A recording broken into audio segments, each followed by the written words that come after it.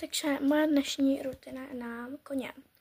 Tady mám mikinu na koně, i tepláky na koně, pak tady mám boty na koně a takové rukavice, tady prostě patoh.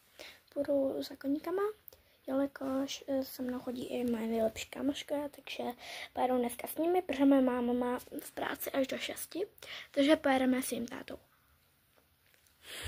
Jelikož se vždycky beru banán, je zdravý a je dobrý na koně vždycky. Vždycky mám hned lepší náladu. Takže vždycky. A já se budu mega těšit na mýho popíka. Na mýho koně. Na Brumíčka. No nic. Tak se mějte a když tak vám pošlu nějaký jako sdílím nějaké fotky na YouTube, tak se když tak podívejte. Bude tam i můj Brumíček. Takže mějte se hezky a ahoj.